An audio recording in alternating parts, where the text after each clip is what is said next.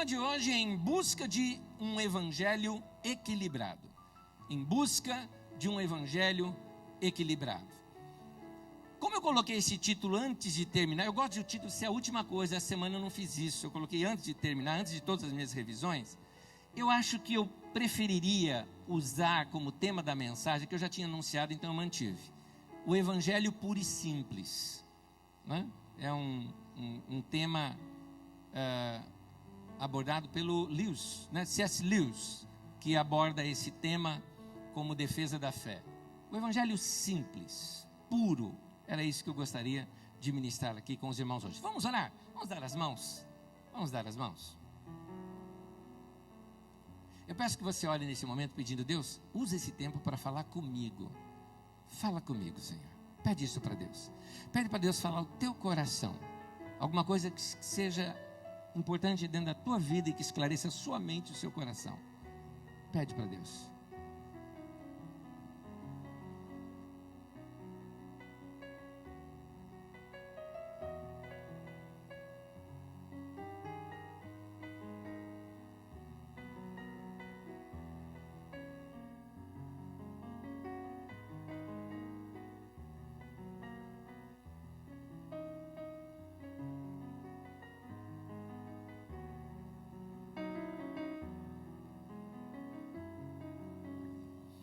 Senhor, eu me uno com os meus irmãos nessa manhã e peço que o Teu Espírito Santo fale conosco aqui. Nos traga o equilíbrio necessário para as nossas vidas, nos traga saúde, um evangelho saudável e uma vida saudável, de modo que possamos andar no Teu caminho, felizes, realizados, completos, livres do peso da religião, soltos para o Senhor, libertos pelo Teu Espírito, em nome de Jesus, Senhor.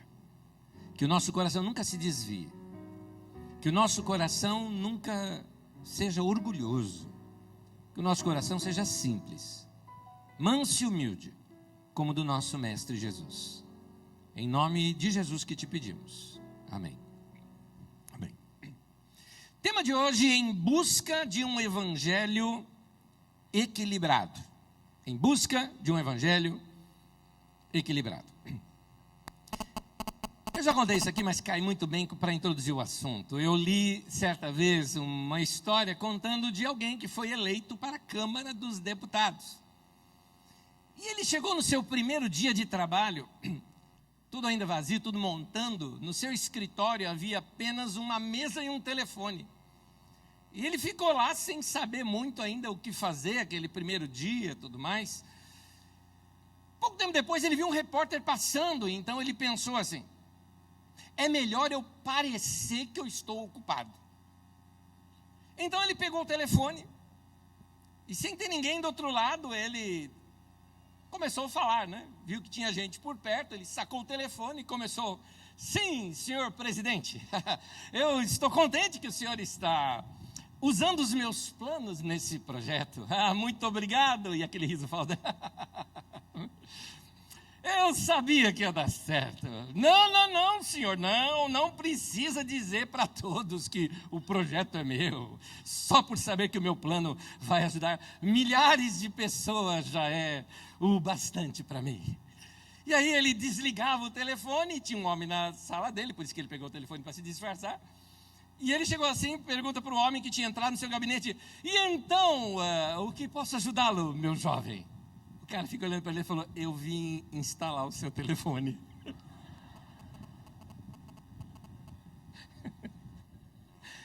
Eu começo com a seguinte pergunta: por que somos tentados a gostar de parecer o que não somos? Por que somos tentados a usar máscaras? Por que queremos parecer, por exemplo, mais ricos do que realmente somos? Porque somos tentados a querer ter um carro que não expressa o poder financeiro que a gente tem. Ele impressiona como se eu fosse maior do que aquele carro está mostrando que sou. Por que somos tentados a usar uma roupa, uma maneira de comportamento em que não corresponde com a nossa possibilidade financeira de ter aquilo. E muitas pessoas, muita gente, chega ao ponto de se endividar. Ele se endivida, vive pagando contas apertado, mas para mostrar alguma coisa que de fato não é. E o pior ainda é quando mostra para gente que você não gosta.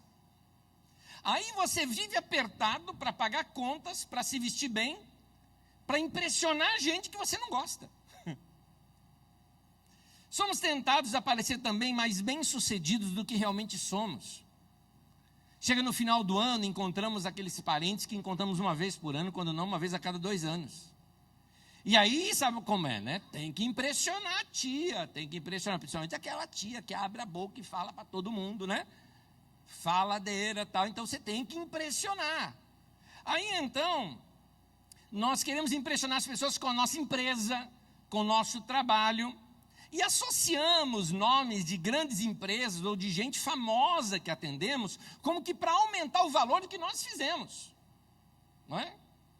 Então, você pensa nas grandes empresas e tudo mais, e você fala, esses dias eu estava conversando com o pessoal da Microsoft, da Google, da Apple e tal, parecia assim, né? Uau, o cara está no mundo inteiro, né? Ou se não, aquelas coisas, lá, sabe fulano de tal, da novela das 8? Pois é, aparece lá, apareceu lá esses dias, estava conversando com ele esses dias, como se fosse amigo íntimo. E você sabe que não é, você só disse, pois não, senhor, sim, senhor, pois é, aqui está o seu produto, não é? Mas minha questão não é você se orgulhar do seu trabalho, não tem nada de errado disso. Ter prazer no que você faz, nada de errado disso. Crescer, nada de errado disso. Minha questão é quando o motivo é outro. É isso que eu estou perguntando, quando a coisa é mascarada. Quando a gente está querendo falar para impressionar. Por exemplo, eu lembro de uma pessoa, eu lembro de uma cena que ocorreu, de uma pessoa que ela estava segurando um livro, né? E essa pessoa, para ser mais claro com você, foi aqui na Carisma. E a pessoa segurando um livro, era um livro de filosofia, e esse livro interessante, me parecia interessante, um livro assim, então, que a pessoa sentou, foi aqui na cantina, na hora de tomar alguma coisa, um livro legal, nunca vi, filosofia, gosto muito de filosofia, a pessoa falando, né, comigo, eu acho legal, mas eu não entendo, não é o meu forte, filosofia, então, legal, então, você conhece, não, que era o nome do autor, não, deve ser bom, legal, também estava lendo livro de filosofia, muito bem, curso vai, curso vem, a gente passa aqui, tudo mais, tal. Gente, é uma questão de 6 meses ou 8 meses depois. Eu encontro com a pessoa, ela estava com o mesmo livro na mão. E claro, meu sangue de baiano, que não deixa passar nada de barato, fala, puxa, você lê devagar, né? É o mesmo livro que você estava lendo. É a pessoa que pega e gosta de mostrar para os outros, sabe, tem gente que chega ao ponto de trocar a capa do livro, né? Usar um livro cult, assim, né? Para ler história em quadrinho lá no meio. Ou também aquele tipo de pessoa que, vamos colocar assim, ou eu e você, quando a gente usa papo que de fato a gente conhece, mas para se esnobar, para fazer os outros se sentirem menores com o que você conhece, quando a intenção é essa. Enfim, eu poderia dar aqui muitos exemplos, e você talvez já se percebeu em alguns deles, já se percebeu que você já fez alguma coisa desse tipo. Se me permite uma confissão pública, usando um termo que minha avó usava assim, tão carinhoso, o besta aqui também já fez isso. Tá? Quem não fez alguma coisa como essa? Pois é, a gente de vez em quando usa máscaras, mas o Evangelho de Jesus nos ensina a tirar as máscaras. Todo mundo aqui já agiu assim, age assim, ou reluta para não agir assim. Porque existe em nós algo que é cobiça. Todos somos tentados. O texto de Tiago, no capítulo 1, diz assim, Tiago 1, de 13 em diante. Quando alguém for tentado, note a expressão quando, e não se alguém for tentado. O texto já está dizendo, você vai ser tentado. Quando alguém for tentado, jamais deverá dizer, estou sendo tentado por Deus. Aliás, o evangélico de hoje não fala, eu estou sendo tentado pelo diabo. Mas o texto também não fala do diabo. Aqui fala, não pode ser por Deus, pois Deus não pode ser tentado pelo mal. E a ninguém tenta. Cada um, porém, aqui entra o texto bíblico, é tentado pelo quê? Pelo próprio mau desejo. Uma outra versão diz, pela sua própria cobiça. Sendo por esse arrastado e seduzido, e então esse desejo, tendo concebido, dá luz ao pecado. Então, analisando bem esse texto, nota, todo mundo é tentado. Todo mundo carrega essa cobiça dentro de si. O 1 João capítulo 1, no versículo 8, diz, se nós afirmamos que estamos sem pecados, nós enganamos a nós mesmos e a verdade não está em nós, diz a Bíblia Sagrada. Então, todo mundo peca e todo mundo já pecou. Agora, então, essa de bancar o santarrão para dizer que você é melhor do que o outro, isso é uma furada. Pior ainda é aquele indivíduo que comete pecado, sabe que comete, esconde para mostrar que ele é o cara, ele é o tal, e aponta o dedo lá no outro que pecou. E aí? Você deve se lembrar daquela cena da mulher que foi trazida, ela pega em adultério e foi levada até Jesus. Chegaram os homens e falaram, e aí, a lei manda matar. E Jesus faz uma coisa interessante. A mulher, para ser julgada daquela maneira, ela tinha que ser trazida do ato. Ou seja, enrola-se um pano nela e leva. Entenda bem, queridos, a cena era no mínimo sensual e erótica. Uma mulher que está saindo de uma relação, enrolada num pano e trazida no meio de um monte de homem. Você acha que nenhum homem olhou? Você percebe na história o que Jesus faz? Jesus abaixa a cabeça e vai escrever no chão. Ele tira os olhos da cena. E ele fala assim, vocês acham que ela tem que morrer? Então quem não tem pecado que atira a primeira pedra. E aí vai saindo cada um. O que Jesus quis mostrar com isso? O que Jesus quis mostrar com isso? Não é que assim, não, está tudo bem fazer o que você quer na vida. Não, não é isso que ele está falando. Jesus quis dizer é o seguinte, gente, está todo mundo aqui igual. Se é para apedrejar, vão morrer todo mundo. Então, o que Jesus fez foi nivelar a questão toda. Tirar de nós a questão de julgamento. Por que a gente julga um pecado de uma outra pessoa? Porque a gente considera que nós somos superiores para poder julgar o pecado do outro. E Jesus nivela tudo, mostrando que todo mundo peca. Então, voltando aqui no texto de Tiago, usando aqui a tradução de Almeida, diz, cada um é tentado por sua própria cobiça. Gente, a gente carrega assim os maus desejos, algumas cobiças dentro de nós, e aí, segundo esse texto de Tiago, é aí que a gente cai. Então, o que fazer? O que a gente tem que fazer diante disso? Fazer o que Jesus está mostrando para a gente. Ser honesto com a nossa fraqueza, para poder fugir dela. Olha o que Jesus fez na cena, baixou os olhos, tirou os olhos da cena, foi isso que Jesus fez. Então o que Jesus ensina? Foge. Paulo fala isso em 2 Timóteo 2,2, foge, não é para enfrentar esse tipo de coisa, foge.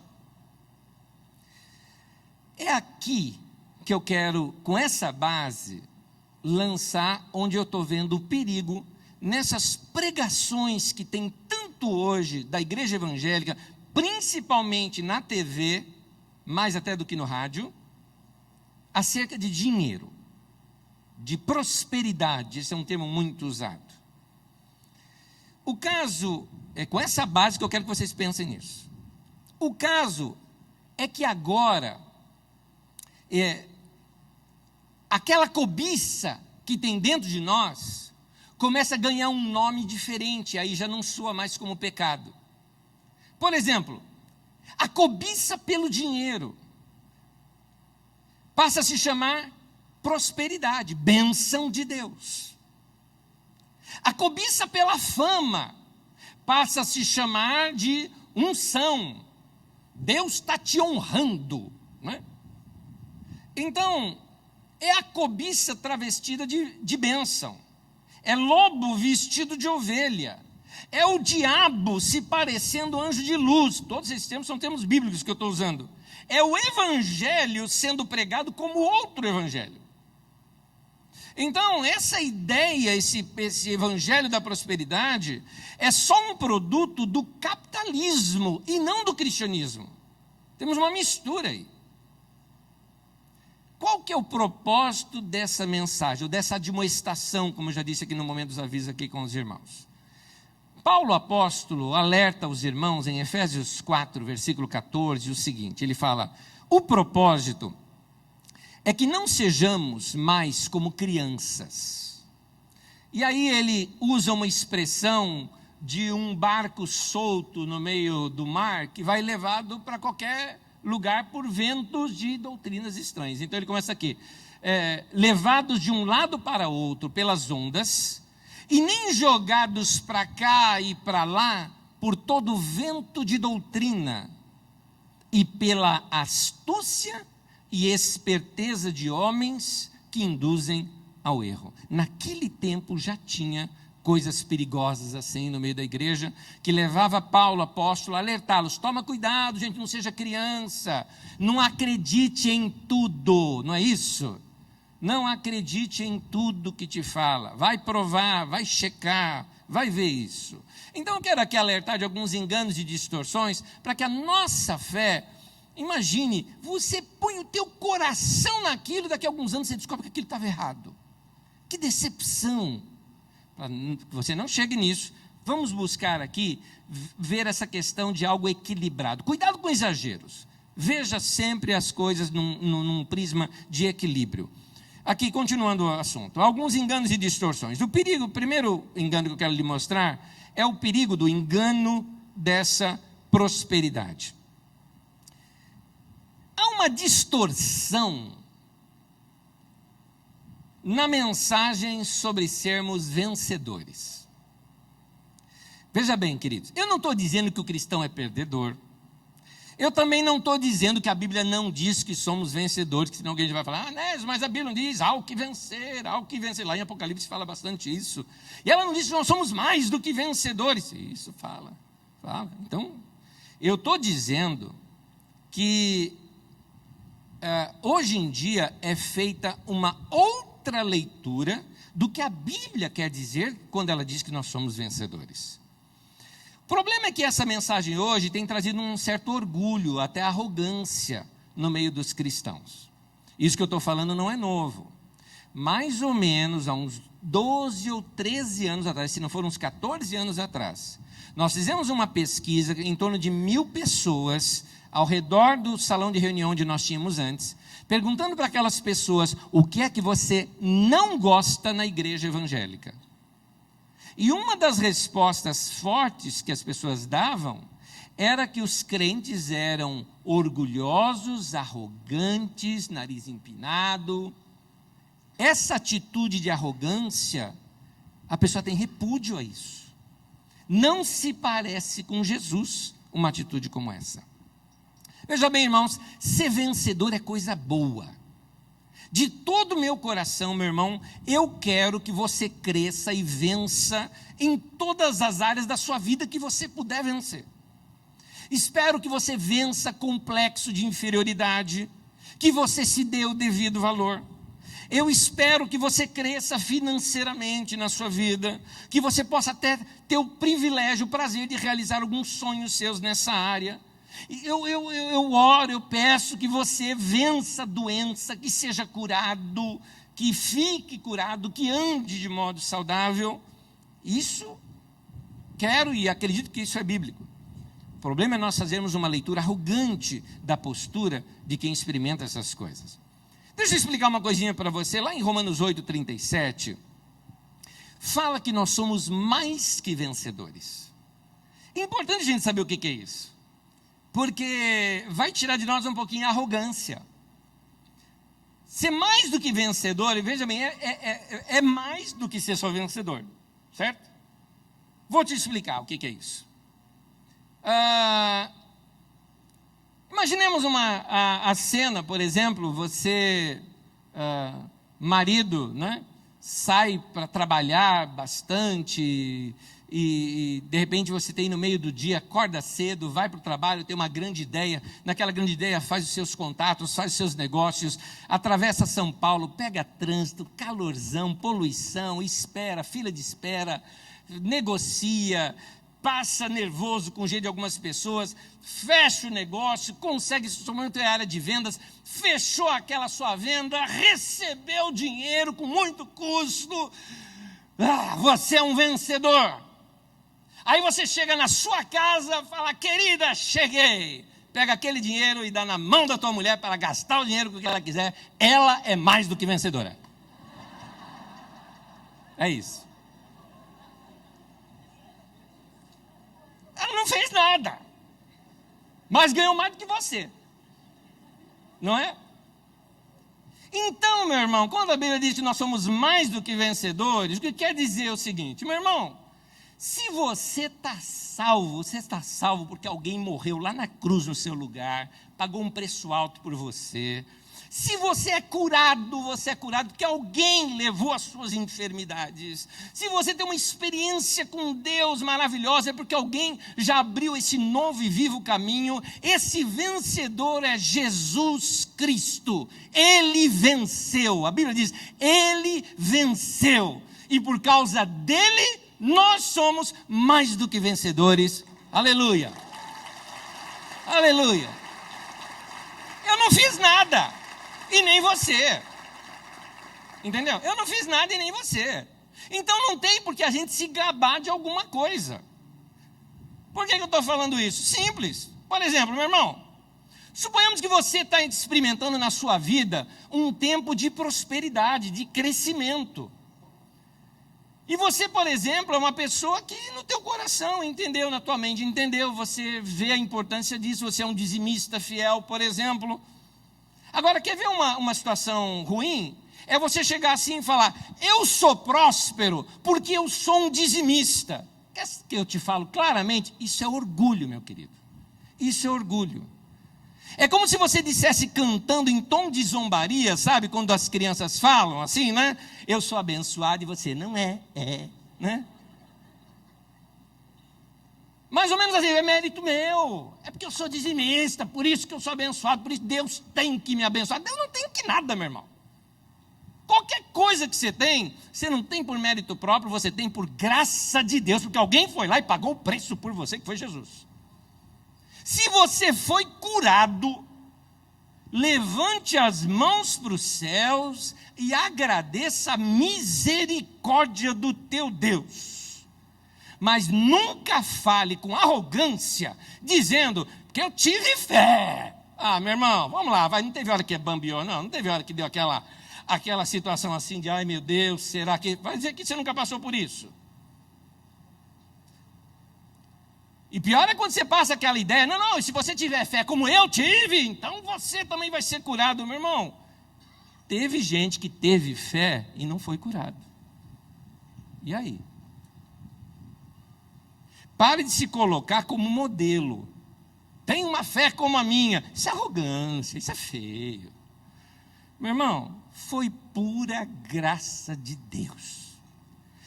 Tão graça que a gente não sabe nem explicar. A gente não sabe explicar. Alguns anos atrás, eu passei por uma situação horrível de um sequestro. Podia ter morrido. Aliás, diversas vezes botaram arma em mim. Podia ter morrido. Não tem gente que já morreu em sequestro? Tem. Teve gente que já morreu com bala perdida? Tem. Teve gente que já morreu em assalto? Infelizmente, tem. Eu poderia ter morrido? Poderia. Então, meu irmão, por que você não morreu? Rapaz, pura graça de Deus. Eu não fiz por merecer nada. Não valho mais do que os outros que morreram. É graça. Explica, não sei explicar.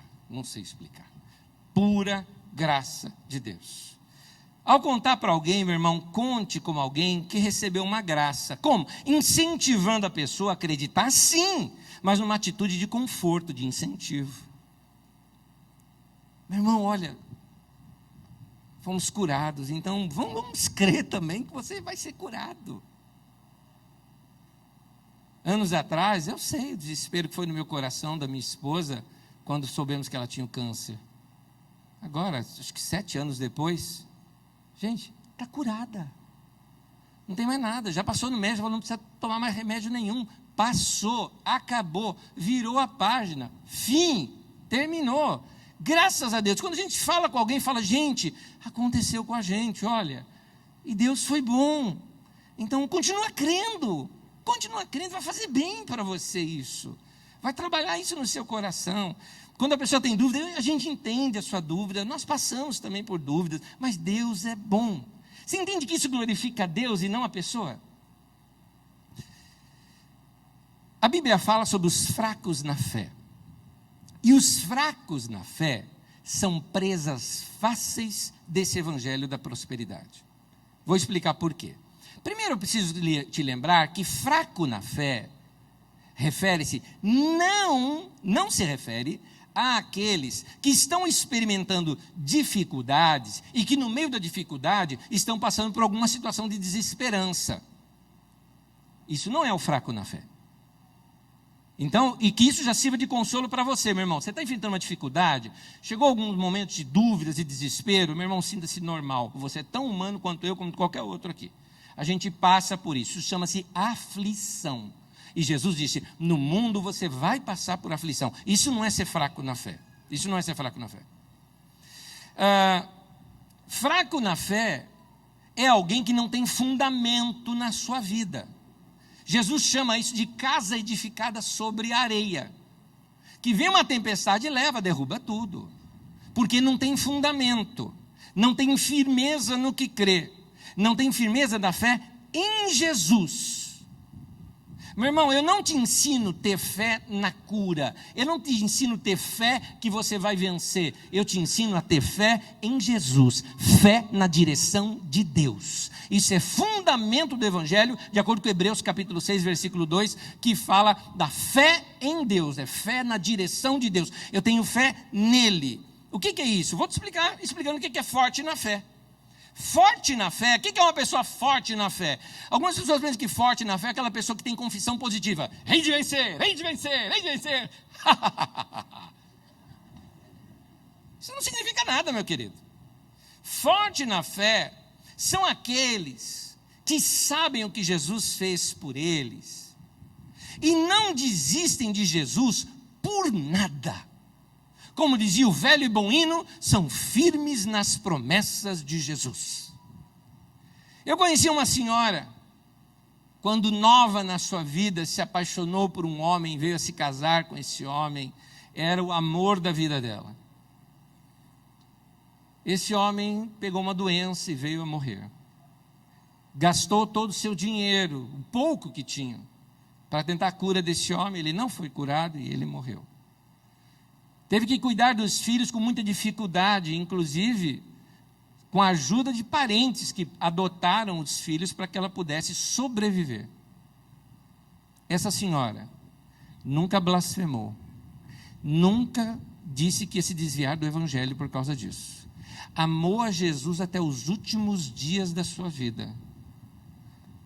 Mesmo tendo vivido uma vida pobre, ela não abandonou Jesus por nada. E um dia, eu ouvi da boca dela, ela disse o seguinte, olha, eu não entendo esse povo que se afasta de Deus por qualquer coisa. Eu vou dizer uma coisa para você. Ela me disse aquilo. Ela disse assim, ainda que ele me mate, eu vou amá-lo de todo o meu coração, porque eu sou dele e ele faz comigo o que ele quiser.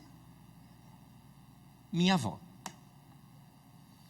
Então, alguém que tem fé, é assim. Isso é fé. Isso é firmeza. Então agora, o que é ser fraco na fé? Ser fraco na fé é aquela pessoa que acha até que Deus tem obrigações para com ela. Deus é um grande garçom celestial em que ela fala assim, Senhor, por favor, eu peço que o Senhor nesse momento resolva meus problemas lá na minha empresa. Pois não, madame, mais alguma coisa? Ah, sim, senhor, meu filho agora vai fazer uma prova de inteligência, ideias para o meu filho ali, porque ele não estudou nada, ele ficou jogando videogame, mas eu sei que o senhor pode revelar para ele ali, nesse momento. E eu peço, sim, madame, mais alguma coisa? Ah, para. Aí depois disso não acontece, estou chateada com Deus. Então o indivíduo fica chateado com Deus, questionando Deus, querendo abandonar o evangelho, porque Deus não respondeu sua oração. Isso é coisa de criança mimada. Isso é coisa que Paulo falou ali, que não sejam mais crianças, que querem, eu quero. Não vai ter. E aí? Mas, aí que eu chego. Gente assim é uma presa fácil para o evangelho da prosperidade. Porque a autoestima da pessoa está tão baixa que palavras de grandeza começam a fasciná-la. Então alguém chega para ela e falou, não, você que não conhece a revelação das Escrituras. A Bíblia diz que você é filho do rei. Aí o indivíduo está com a autoestima lá embaixo, não está legal. Pobre, filho de pobre, neto de pobre a vida inteira. Apertado pra caramba. Aí alguém chega falando, não, você tem que andar como um filho do rei. Então o indivíduo vai lá e vai vestir roupa de filho do rei. E você tem até, troca aquele carro lá, viu aquele poisézinho lá? Tem que ter carro de filho do rei. E o indivíduo vai lá e compra um carro do filho do rei. Que ninguém explicou para ele que ele vai ter também uma conta igual de um filho de rei, né? Aí o indivíduo se endivida. O que tem de gente endividada dentro da igreja é um negócio incrível. Gente endividada pela pregação da igreja. Também tem que comprar tudo, tem que comprar o lenço do pastor. Vocês viram? Eu vou contar. Eu estava pregando aqui. 2 domingos atrás, à noite. Aquele calorzão. Saquei o lenço, fiz isso aqui. Um senhor, pessoa distinta, mas estava bêbado. Primeira fileira aqui. Já levantou, apontou para mim e falou, o senhor me dá esse lenço? Lenço do missionário. Os caras vendem caro por aí o lenço do indivíduo, né? O senhor me dá esse lenço depois? Rapidinho eu falei para ele, olha, não confunda lenço abençoado com lenço bençoado. É bem diferente. É bem diferente agora.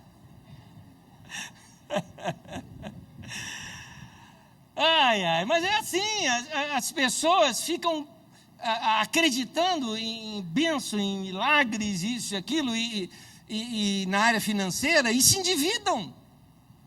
Não, você tem que agir pela fé, comprar um carro pela fé. Me diz como é que paga cheque sem fundo pela fé. Como é que faz isso? Desculpe o termo forte, mas é um provérbio popular. Comem batatas e arrotam caviar. E é interessante, vamos jogar aberto. Gente assim não gosta de frequentar a igreja em lugar pobre. Vai vir aqui em Osasco, divisa com Carapicuíba? Vai nada. Vai frequentar a igreja em Alphaville, no Morumbi, não é? Aqui não, aqui é coisa de pobre. Não frequenta esse lugar, né? Então, nada contra quem é dessa região e frequenta alguma coisa dentro da sua região. Mas você sabe muito bem o que eu estou falando. Você sabe o que eu estou falando. Então, gente em busca de tal prosperidade, alguma coisa começa a mudar dentro dela. A Bíblia vai falar sobre isso. Está aí nos cinemas Os Hobbits, então todo mundo aqui conhece a trilogia do Senhor dos Anéis. O Precioso. Tolkien é um cristão e ele ensina muito princípio bíblico por detrás dessa sua trilogia. E aí, quando alguém coloca aquele anel, o poder, é interessante, não é só o poder que o anel dá, mas o anel muda a pessoa. A pessoa vai ficando má. Numa das cenas, você vê o sábio que não sabia que o outro ainda estava com o anel e diz assim, você está estranho. O que é que você tem? Não tenho nada. Você está estranho. Alguma coisa mudou em você. O poder faz isso com você também, meu irmão. A ganância pelo dinheiro muda a mim, muda você. Nós começamos a mudar, já que eu estou no clima do cinema, para o lado obscuro da força. Não é? Você vai se tornando mal, ganancioso. E o pior, as pessoas ao seu redor percebem e você não. 1 Timóteo 6, 9 e 10. Vocês vão ver que o que eu estou falando é bíblico. O texto bíblico diz assim: os que querem ficar ricos caem em tentação, em armadilhas e em muitos desejos descontrolados e nocivos, que levam os homens a mergulharem na ruína e na destruição. Pois o amor ao dinheiro é a raiz de todos os males. Algumas pessoas, por cobiçarem o dinheiro, desviaram-se da fé e se atormentaram com muitos sofrimentos. Por causa de dinheiro você pisa em pessoas. Por causa de dinheiro você puxa o tapete de alguém lá no seu trabalho para ganhar o lugar da pessoa. Por causa de dinheiro se traem amigos. Reportagem do Fantástico, domingo passado. Por causa de dinheiro, o irmão rouba o bilhete premiado do outro irmão e vão os dois para a justiça. Por causa de dinheiro, herança. Vocês já viram família se dividir por causa de herança? Eu já. Por causa de dinheiro se engana, se traem pessoas. Por causa de dinheiro se abandona amigos pobres para andar com amigos mais ricos. O seu dinheiro não mudou nada, mas o seu status mudou. Então você abandona os pobres e fica mais perto dos ricos. Por causa do dinheiro, alguns se desviam da fé e se atormentam com muitos sofrimentos. Vem aí então o perigo. O outro perigo é o perigo da decepção. O perigo se dá quando a pessoa acorda desse encantamento. Ensinaram para ela: você vai crescer, você é filho do rei, você é próspero, você tem que ter a mente renovada, você é um cara, você é o cara. E você sai cantando aquele hino: esse cara sou eu, e canta, e acha que é. Só que não.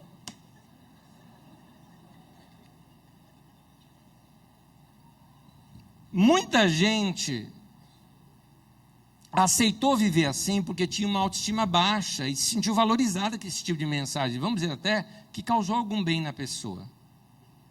Mas é uma valorização falsa, ela não é verdadeira. Porque não veio pela mudança de caráter e de conceitos. Veio por se sentir valorizado simplesmente porque está aparentando o seu que não é. E no meio da igreja tem algumas táticas para isso.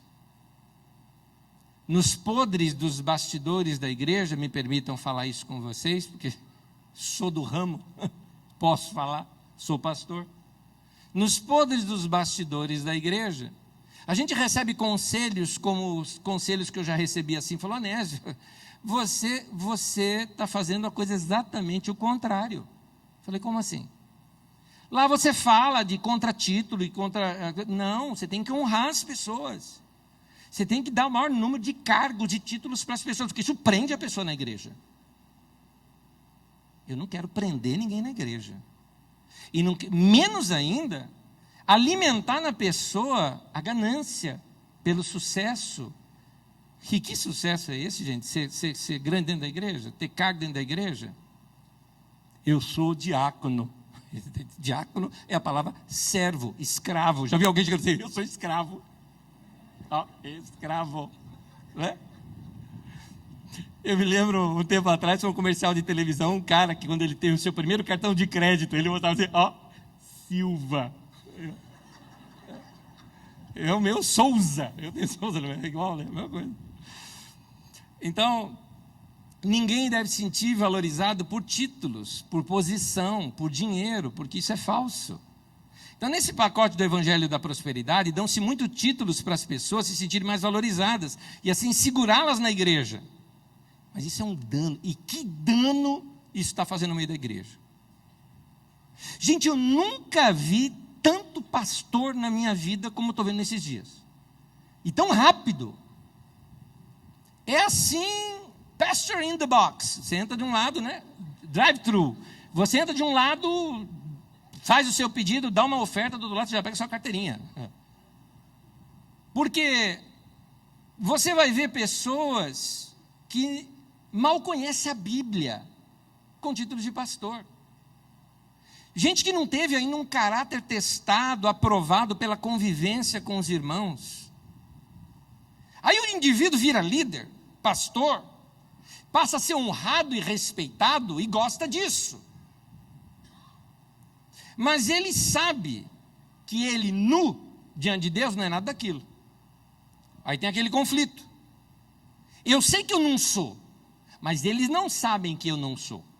Então eu tenho que parecer que sou. Ele passa a se defender diante das pessoas. Ele pensa assim, se as pessoas soubessem quem realmente eu sou, talvez não gostem mais de mim. Então ele se esconde. Se esconde atrás de postura. Não, eu sou um cara próspero, bem-sucedido e tal, e fala, e distante de você, longe de você, inalcançável, não é gente, não convive. Gosta tanto de título que faz a esposa chamar o cara pelo título. Esse é o cúmulo. Esse é o cúmulo.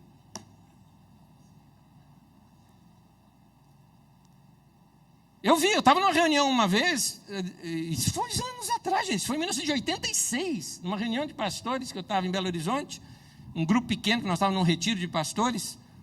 Uma irmã falou, eu queria um conselho, porque meu marido é um pastor auxiliar numa igreja, mas lá naquela igreja, o pastor está obrigando a esposa dele a chamá-la de pastor. Quer dizer, eu vou ter que chamar meu marido de pastor? E não pelo apelidinho que a gente tem aqui, o chuchuzinho e tal. Eu vou ter que chamar de pastor? Aí o irmão respondeu assim, irmão Stan Abbott, ele respondeu assim, ele falou, fala para essa irmã que quando esse marido dela chegar em casa e falar assim, e aí querida, vem aqui e tudo mais, que ela fala assim, não é certo um pastor tratar as suas ovelhas dessa maneira.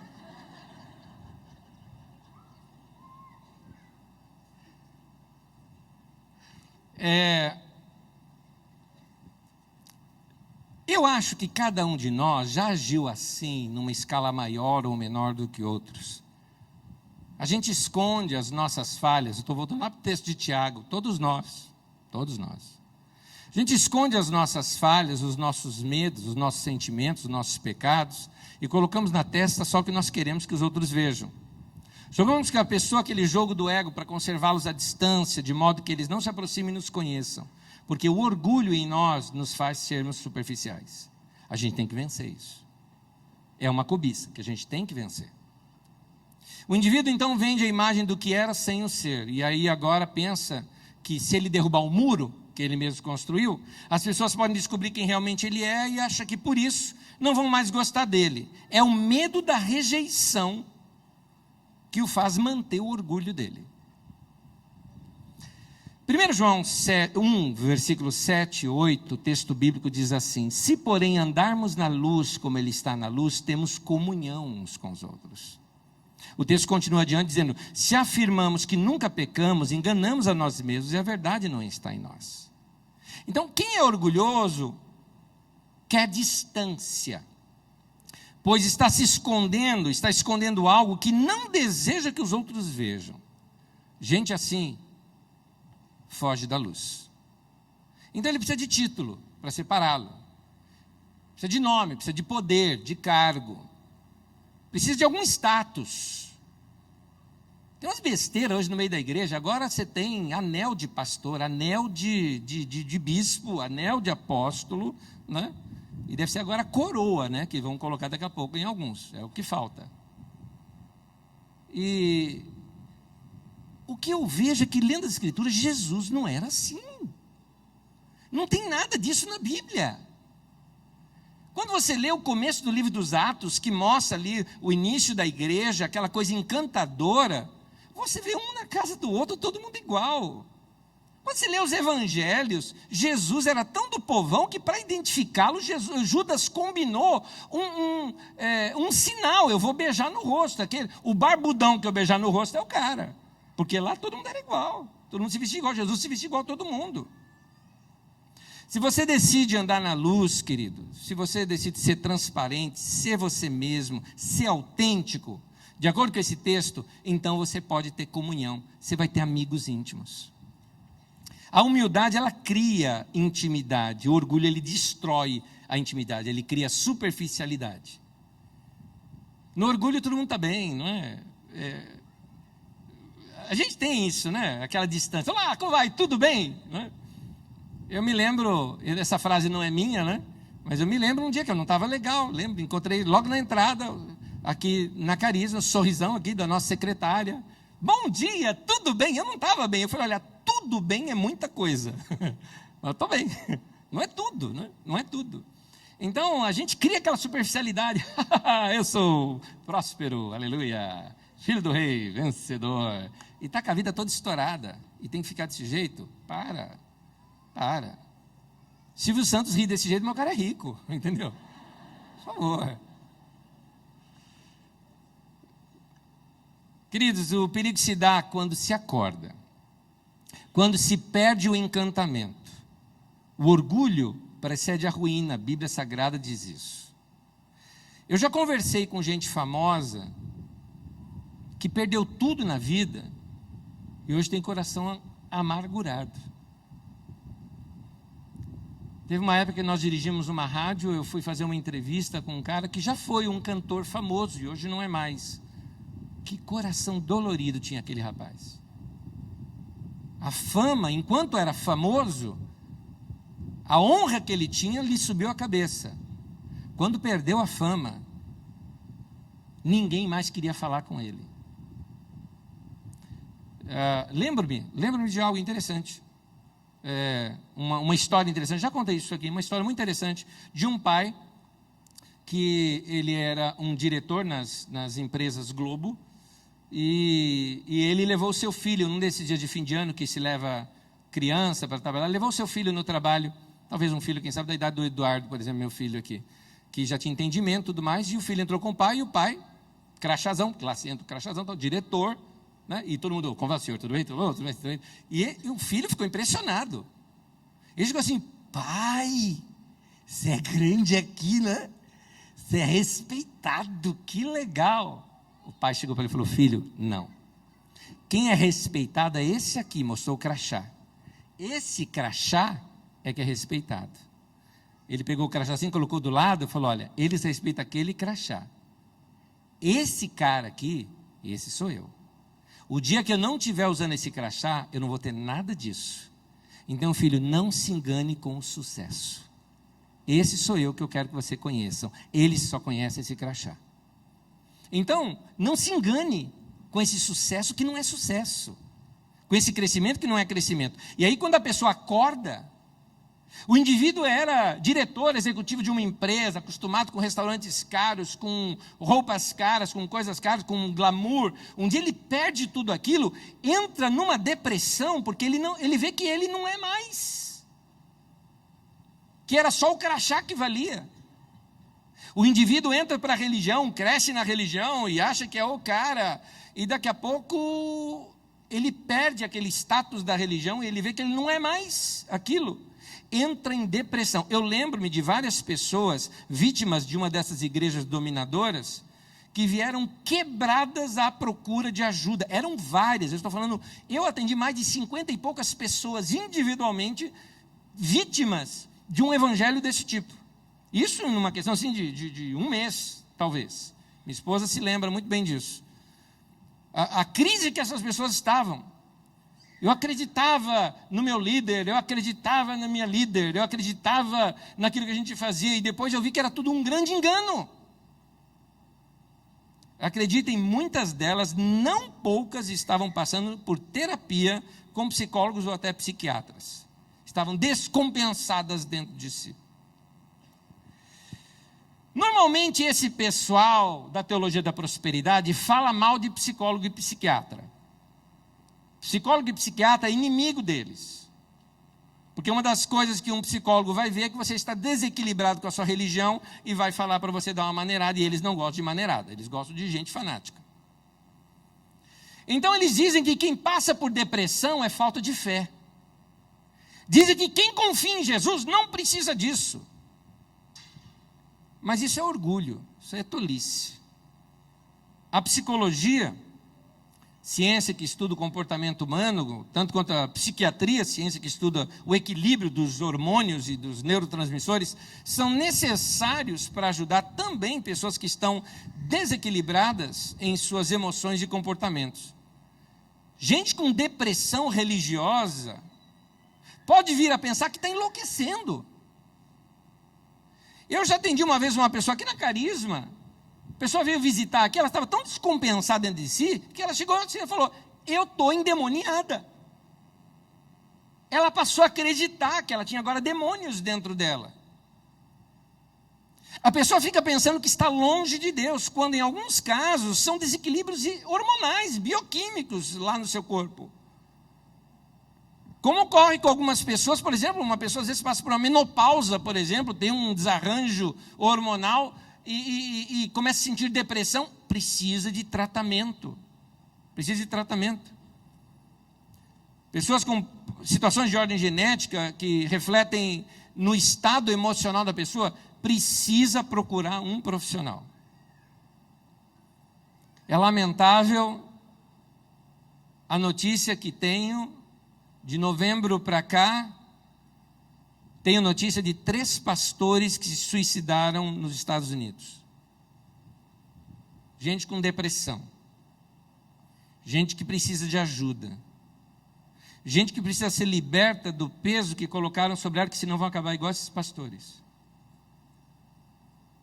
Eu acho mais lamentável ainda, entrando na matéria e lendo os comentários embaixo, aquilo é mais lamentável ainda.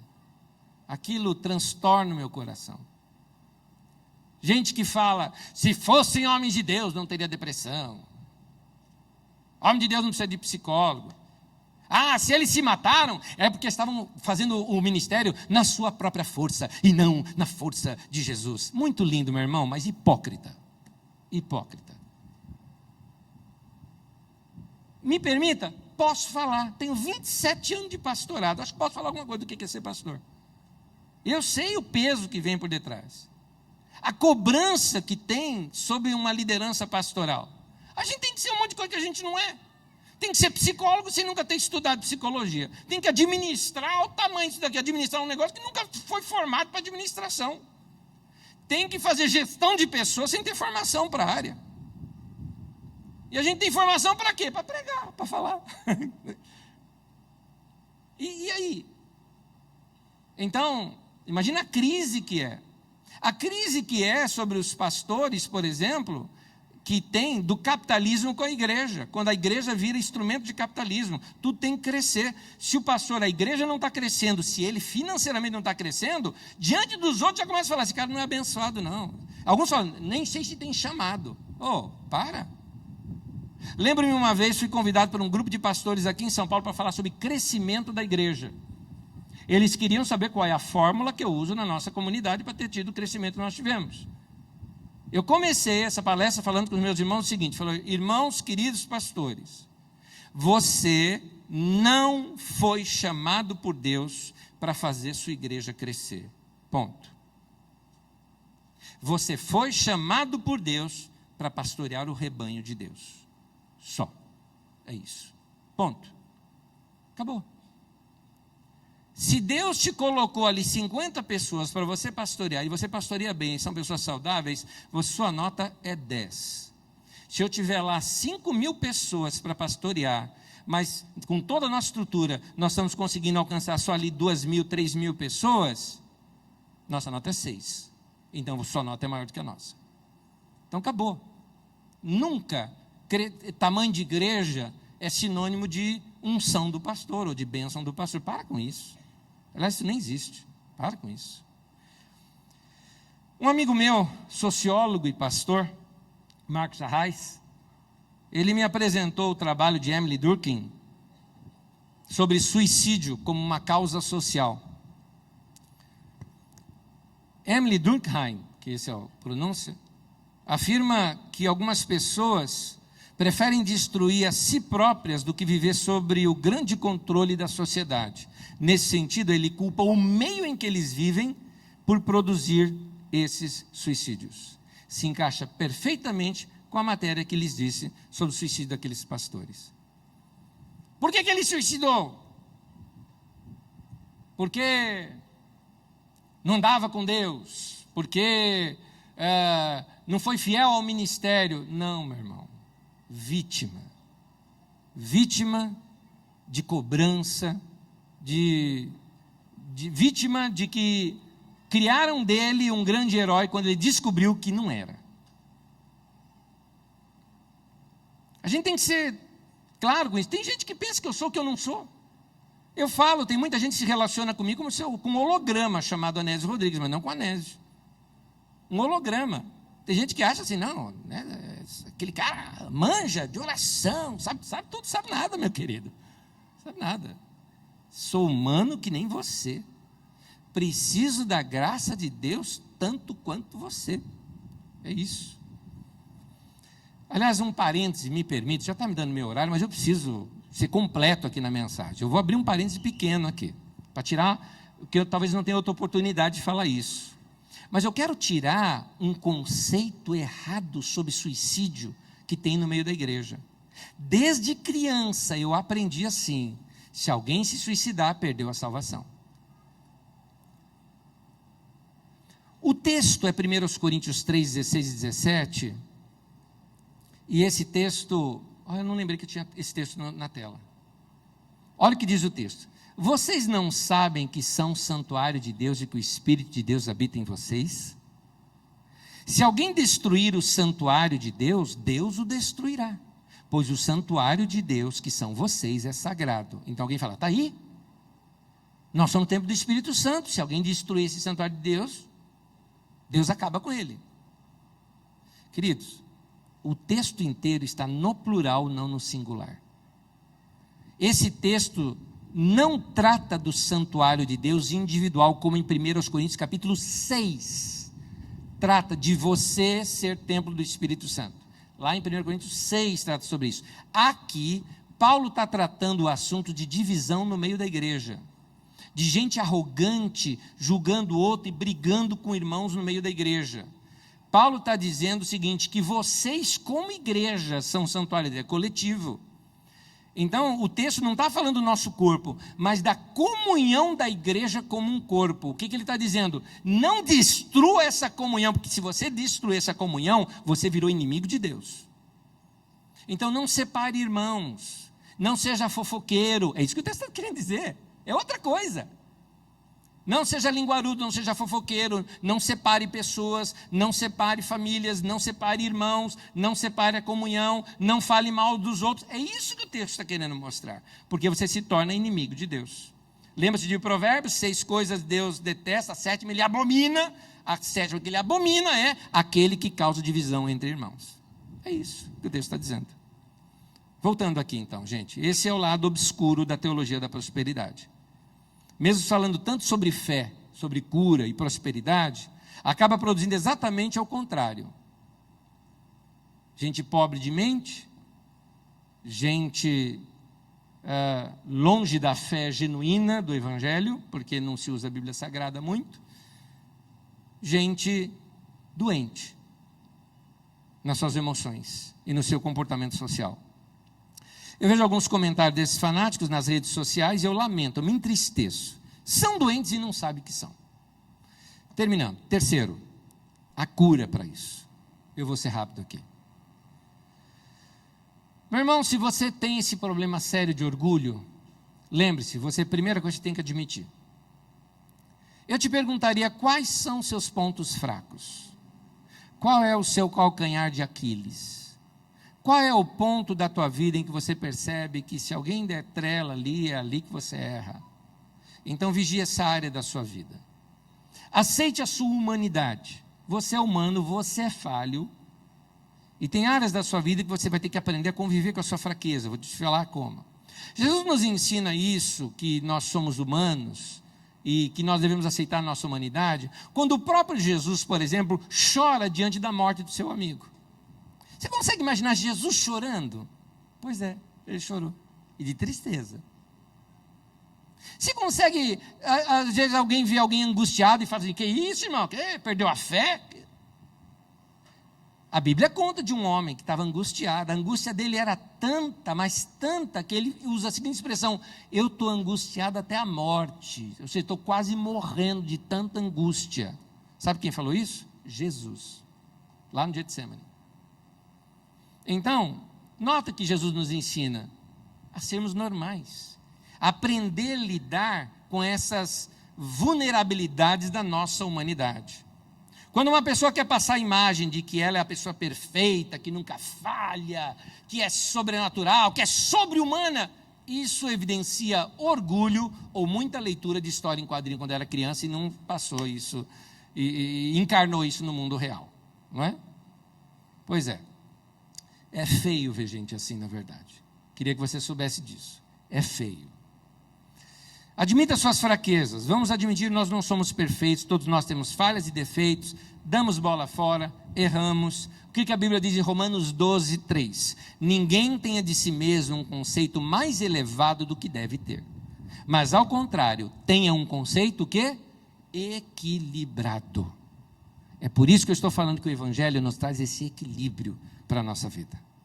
Não se ache o máximo por ser cristão. Não se ache o cara porque você está no ministério. Inclusive, Paulo fala o seguinte, fala, olha, nós os apóstolos, Paulo está falando, Deus nos colocou como escória do mundo.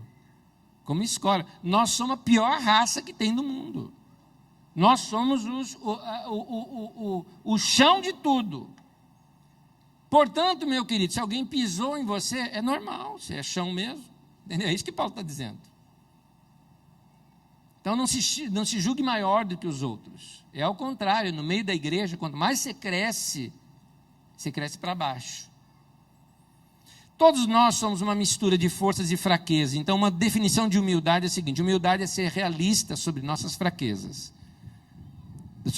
Ser realista sobre nossas forças e honesto sobre nossas fraquezas. Amém, queridos? É errado admitir no que você é forte? Não. Eu sei no que eu sou forte. Você tem que saber no que você é bom. Ótimo. Mas nem por isso você tem que se orgulhar para aquilo, porque você é bom, porque aquela é a sua área da sociedade, no corpo de Cristo, na sua família. É o seu dom, é você. Deus te fez assim, dê graças a Ele. Agora, você também tem que ser honesto com as suas fraquezas. Isso é o que significa ser humilde. Isso é equilíbrio emocional. Nós precisamos aceitar a nossa humanidade. Lembre-se que humanidade e humildade caminham lado a lado. Aliás, vem da mesma raiz, humus, que é terra, esterco.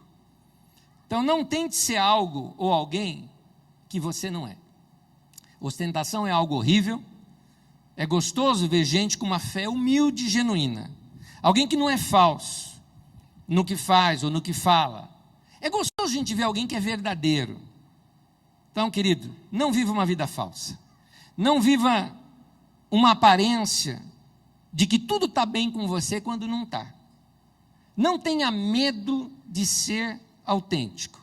E para terminar, eu termino dizendo para você o seguinte, a mensagem de hoje é um convite para eu e você vivermos a nossa humanidade para a glória de Deus. É um convite para a gente aprender a lidar com as derrotas da vida. Ah, mas nós não somos vencedores? Vamos, mas time bom também perde. Não é? Time bom também perde. O Corinthians não foi campeão mundial esse ano. Não é? Você vê. Então, é um convite para a gente aprender a lidar com as derrotas da vida. Um convite para você viver o verdadeiro evangelho. E o evangelho de Jesus, ele não é pesado. Ele é, quem vive o evangelho, vive uma vida livre, leve, solta. Porque a gente vive no evangelho de Jesus. Amém? Essa é a boa notícia, esse é o evangelho, essa é a palavra de Deus para você. Bom final de ano para você, em nome de Jesus.